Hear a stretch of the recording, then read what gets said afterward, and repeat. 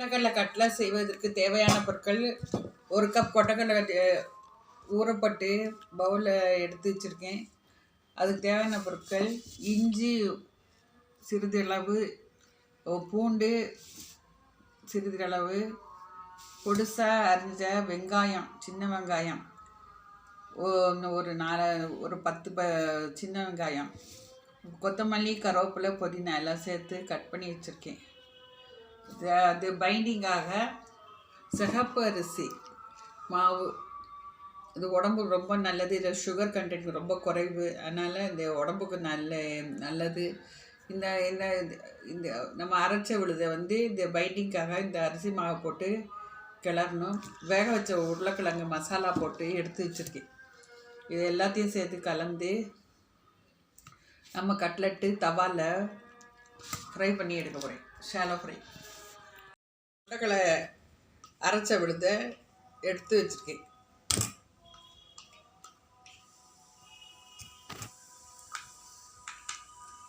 அதோட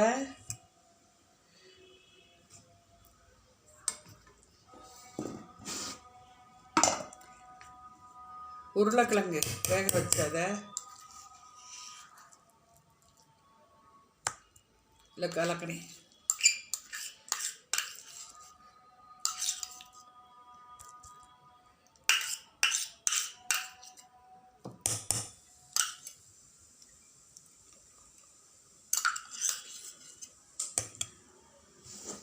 கொத்தமல்லி,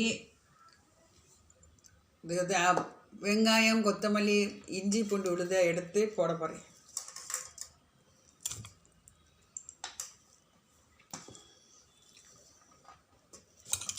கொண்டக்கடலை புரோட்டீன் இருக்கிறதுனால குழந்தைங்களுக்கு இந்த மாதிரி அவங்களுக்கு வேக வச்சோ சுண்டலாக செஞ்சோ இப்படி கட்லெட்டாக செஞ்சு கொடுத்தா ஹெல்த்தியாக அவங்களோட ஹெல்த்து நல்லா இருக்கும்.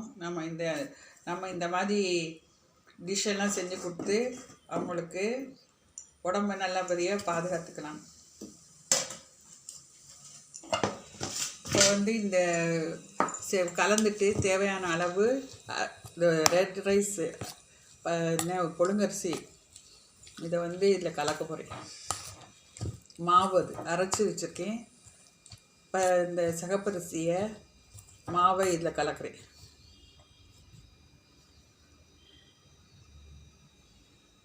எவ்வளோ தேவையோ அவ்வளோ. இப்போ தவாவில் போட்டு ஷாலோ ஃப்ரை பண்ணி காட்டுறேன் பாருங்கள்.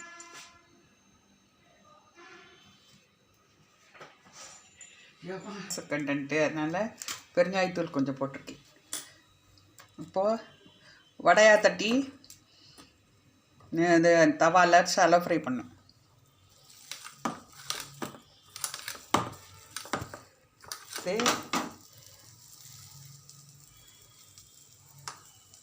சுற்றி வச்சு எண்ணெய் ஊற்றணும்.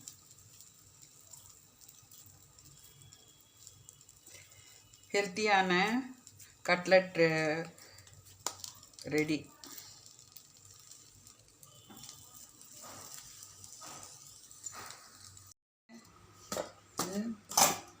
மிக்சரை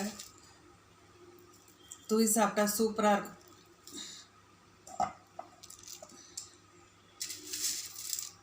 சாப்பிடும்போது மிக்சரை வச்சு சாப்பிட்டா டேஸ்ட்டாக இருக்கும்.